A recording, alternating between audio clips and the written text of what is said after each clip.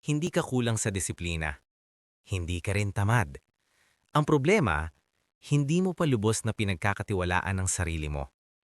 At kapag wala kang tiwala sa sarili mo, kahit anong sistema, kahit anong routine, kahit anong motivation, babagsak pa rin yan. Eventually. Napansin mo ba? Ang dami mong sinimulan na seryoso ka talaga sa umpisa. Buong gana, buong loob, buong paniniwala na this time, iba na. Pero pag bumagal ang resulta, pag naging boring, pag wala ng validation, unti-unti kang umaalis. Hindi biglaan, hindi dramatic, tahimik lang. At sa bawat pag-alis na yon, may nangyayaring mas mahalaga kaysa sa nawalang progress. Hindi lang momentum ang nawawala, self-trust ang nababasag.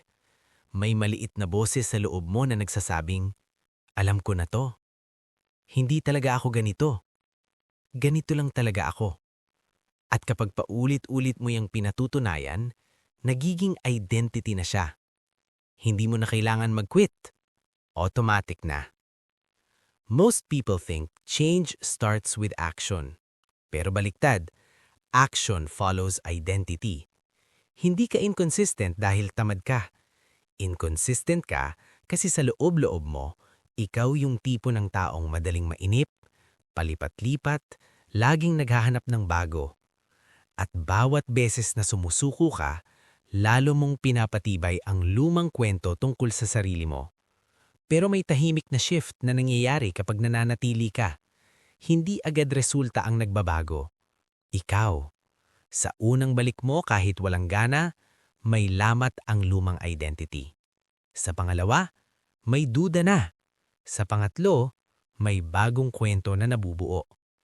Pwede pala akong asahan.